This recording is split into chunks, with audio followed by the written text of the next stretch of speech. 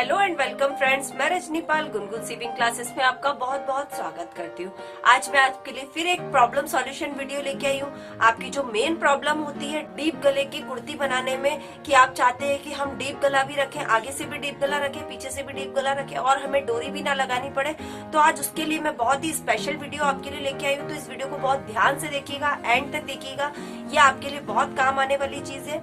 तो चलिए देर ना करते हुए हम वीडियो को स्टार्ट करते हैं। और अगर आप हमारे चैनल पर नए हैं तो प्लीज हमारे चैनल को जल्दी से सब्सक्राइब कर लीजिए, बेल आइकन के बटन को ऑन कर लीजिए, क्योंकि इसी प्रकार की नई नई वीडियो हम अपने चैनल पर लाते रहते हैं। देखिए, सबसे पहले मैं आपको एक छोटे नाप पे डीप गले की कटिंग बताऊंगी, फिर उसके बाद में बड़े नाप के कुर्ती में डीप गला बताऊंगी। देखिए, जब आप हमें कमेंट करते हैं तो उसमें अगर आपने गले के बारे में पूछा है तो गले के साथ में शोल्डर कटिंग के साथ में आप चेस्ट का नाप जरूर लिखा कीजिए, क्योंकि कई बार क्या होता है आपने डीप गला लिख दिया, लेकिन कौन से नाप के लिए आपको डीप गला चाहिए वो नाप आप हमें प्रॉपर लिखा कीजिए। देखिए, अभी मैं आपको छोटे नाप पे कटिंग बता रही हूँ, उसके बाद में आपको बड़े नाप पे कटिंग बताऊंगी। देखिए, मेन जो नाप होता है वो आपका चेस्ट पर ही डिपेंड करता है। आपका चेस्ट कितना है, कितना हमें शोल्डर लेना है और कितना हमें आर्म होल लेना है, वो सब चीजें कंधी को प्रॉपर कटिंग के लिए हमें काम आती है। देखिए फ्रेंड्स, स्क्रीन पर से आप नाप नोट कर लीजिए। लंबाई हमारी 30 साइज की है, सीना 32 का है, कमर 26 का है और जो हमारा हिप है वो 34 साइज का है। आगे का गला इसमें हम 6 इंच का रखेंगे और पीछे का गला इसमें हम 8.5 इंच का रखेंगे। देखिए, सबसे पहले आपको लंबाई का निशान लगाने देना है। लंबाई हम 1.5 इंच बढ़ाकर रखते हैं। जो हमारा शोल्डर का निशान हमें यहाँ पे लगाना है, देखिए 32 साइज का हमारा सीना है, 32 साइज का सीना है। अगर आपका इसमें शोल्डर आपको किस प्रकार से निकालेंगे, 32 साइज है अगर, तो 32 साइज का सीने का आपको छठा भाग लेना पड़ेगा। आप सीने का छठा भाग का निशान लगाएंगे तो आपके पास जो शोल्डर का निशान आएगा वो कितने इंच का आ जाएगा, यहाँ पे 5 इंच का। देखिए, ये 5 इंच का हमारा निशान यहाँ पर आ रहा है। और देखिए, यहाँ पे हमने 5 इंच का निशान लगाया। वैसे निशान के नाप से हमको जो आर्म होल लेना चाहिए वो 5.5 इंच लेना चाहिए, लेकिन हम इसमें आधा इंच बढ़ा के आर्म होल लेंगे, क्योंकि देखिए जो हमें फिटिंग रखनी है शोल्डर की वो हमको बिल्कुल प्रॉपर, बिल्कुल अपने को आधा सूत आप कम शोल्डर लीजिए तो आपका चल जाएगा। लेकिन अगर आपने यहाँ पे शोल्डर के निशान के हिसाब से अपने आर्म होल ले लिया तो आर्म होल में आपके क्या हो जाएगा, कसाव आ जाएगा और वो आपको नीचे की तरफ कंधे को खींचेगा और आपका जो शोल्डर है वो उतरने लगेगा। इसलिए हमको बिल्कुल फ्री आर्म होल लेना है। इसलिए हमने इसको आर्म होल को कितने इंच पर लिया है, 6 इंच पर लिया है। देखिए, उसके बाद हमने कोना बनाया है। आगे की जो पीछे की जो कटिंग हम कर रहे हैं वो देखिए 1.5 इंच पर हमने की है और आगे की जो कटिंग हम करेंगे वो 1 इंच पे करेंगे। तो देखिए, हमारी जो कटिंग आएगी वो किस प्रकार से आएगी, इस प्रकार से। इस प्रकार से हमने आर्म होल की कटिंग कर दी। देखिए, शोल्डर और आर्म होल में आपको समझ में आ गया होगा कि शोल्डर जो हमने लिया है, हमें शोल्डर का माप नहीं पता है, 32 साइज था हमारे पास, 32 का हमने छठा भाग किया है तो हमारे पास कितना आया है, 5.2 इंच आया है। तो हमने सीधा 5 इंच का ऐसे शोल्डर लगाया है और आर्म होल हमने इसका कितने पर लिया है, 6 इंच पर लिया है। देखिए, उसके बाद हमें सीने का निशान लगाना है। सीने का निशान हमको लगाना है तो सीने का निशान देखिए हमारा 8 इंच का है। हमारा चेस्ट कितना है, 32 इंच का है, 32 का चौथा हम करेंगे तो 8 इंच आएगा। 8 में बिल्कुल हमको आधा इंच से भी कम का लूजिंग छोड़ना है। ये देखिए, हमने आधा इंच से भी कम की लूजिंग छोड़ी है और 1.5 इंच का हम इसके अंदर मार्जिन लगाएंगे। देखिए, जब आप बॉडी मेजरमेंट लेते हैं तो आपको लूजिंग जरूर कुर्ते में रखनी है, क्योंकि क्या होगा, अगर आप लूजिंग नहीं छोड़ेंगे तो आपका कुर्ता क्या हो जाएगा, टाइट पड़ने लग जाएगा। अब देखिए, यहाँ पे हमें कमर लंबाई का निशान लगाना है। कमर लंबाई का निशान हम 12 इंच पर लगाएंगे।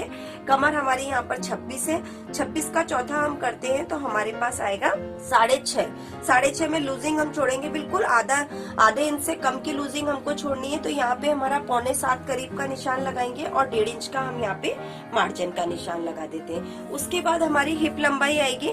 हिप लंबाई हमको लगभग 19 इंच पर रखनी है। ये हमने 19 इंच पर हिप लंबाई। कमर लंबाई का निशान कैसे लगाते हैं और हिप लंबाई का निशान कैसे लगाते हैं वो हमने आपको पिछले वीडियो में बता रखा है ना। अब देखिए, ये हमारा 34 इंच का है। अब देखिए, जब आप हिप का निशान लगाते हैं तो हिप के वहां से हमारे चाक खुलते हैं, तो आपको हिप में लूजिंग कम ही रखनी है। जैसे हमने आधा इंच से भी कम की लूजिंग यहाँ पे रखी है और 1.5 इंच का हमने मार्जिन। हिप पर आपको 1 इंच का मार्जिन लगाना है, क्योंकि आप यहीं से चाक बनाएंगे। अगर ज्यादा मार्जिन ले लेते हैं तो चाक बनाने में हमें प्रॉब्लम आती है और मोटे चाक बन जाते हैं। इस तरीके से अंदर वाले निशान से आप अंदर वाला निशान मिला दीजिए। और बाहर वाले निशान से आप बाहर वाला निशान मिला दीजिए। देखिए उसके बाद में आपको क्या करना है, अंदर वाले शोल्डर की कटिंग की निशान लगाइए, आगे वाले भाग की। ये देखिए हमने आगे वाले भाग की कटिंग कर दी है इस प्रकार से। अब देखिए हमें गले का निशान लगाना है। गले का निशान हमें कितने इंच पर लगाना है, 2 इंच पर। ये देखिए 2 से 2.25 इंच पर हम निशान लगाएंगे। ये हमारा 2.25 पे निशान आ गया। आगे का गला हमारा 6 है और पीछे का गला हमारा लगभग 9 इंच पर है। ये देखिए हम 6 और 9 पे निशान लगा रहे हैं। आगे भी हमारा गोल गला है। ये देखिए हम गोल गले पे निशान लगाएंगे और पीछे भी गला आपका गोल गला है। देखिए जो हमने गले की चौड़ाई ली है वो बहुत डीप में ली है, 9 इंच की गले की ली है और आगे हमने 6 इंच के लिए। छोटे नाप में ये बहुत डीप गले हो जाते हैं, इसीलिए आपको इन चीजों का बहुत ध्यान रखना है जब भी आप कटिंग करें। देखिए पहले तो आप कस्टमर को सजेस्ट करें कि आगे का गला गोल ना रखवाकर वो आगे का गला कोई भी पत्ती वाले शेप में, जहाँ से जिससे आपके गले का जो चौड़ाई है, चौड़ाई वाला भाग है वो थोड़ा सा कम खुले। तो उससे क्या होगा, आपकी जो ये गले उतरने वाली प्रॉब्लम है वो बिल्कुल ही खत्म हो जाएगी। अगर देखिए आप यहाँ पे जो आगे वाले गले में इस टाइप के पत्ती वाले वी शेप के गले अगर आप बनाते हैं तो आप सच मानिए आपके जो गला शोल्डर उतरने की प्रॉब्लम है वो कभी भी नहीं आएगी। लेकिन कई बार क्या होता है कि नहीं हमें गोल ही गला चाहिए, तो आप जब पीछे का गला तो आप डीप रखिए, लेकिन आप जब आगे का गला कट करते हैं तो आगे के गले को आप हल्का सा, जैसे आपने यहाँ पे 2.25 लिया तो यहाँ पे 2 इंच पर आपको कटिंग करनी है, हल्का सा इस तरीके से तिरछा रख के।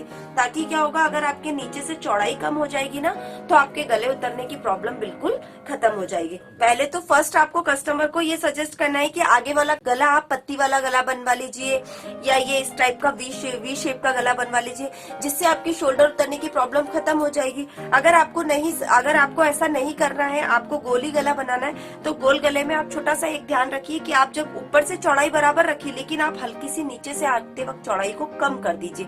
बिल्कुल आधा इंच से भी कम की चौड़ाई कम कर देंगे तो आपका क्या होगा, शोल्डर पे से जो गला उतरता है वो बिल्कुल भी आपका नहीं उतरेगा। और इस प्रकार से आपने ये निशान लगा लिया।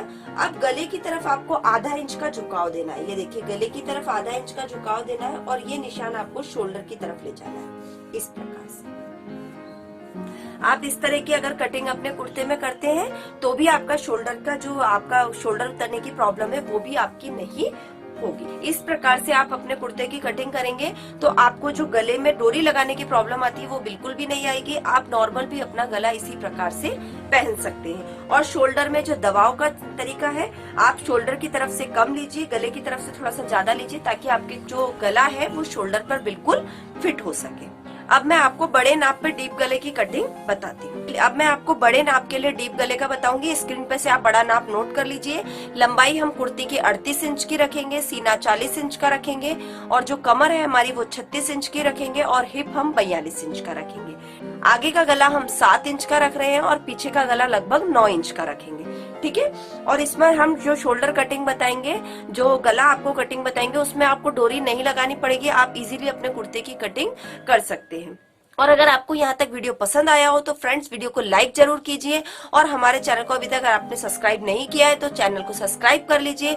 हम अपने चैनल पर इसी प्रकार सिलाई से जुड़ी प्रॉब्लम्स के सॉल्यूशन लाते रहते हैं। तो चलिए हम स्टार्ट करते हैं। अब हमको क्या करना है, सबसे पहले हमको 40 साइज हमारा है। 40 साइज देखिए, उसमें हमें शोल्डर का निशान कैसे लगाना है। इसमें भी आपको शोल्डर का निशान इसी प्रकार से लगाना है। जैसे मानिए आपका सीना है 40 इंच का, 40 का आप 6ठा भाग करते हैं, 40 में हम 6 का भाग देते हैं तो आपका कितना आता है, 6.5 कुछ आपका निशान आएगा। लेकिन अगर आप 6.5 का निशान लगाते हैं तो आपका जो ये कुर्ता है बहुत ज्यादा बड़ा हो जाएगा शोल्डर। तो आपको इस प्रकार से शोल्डर का निशान नहीं लगाना है।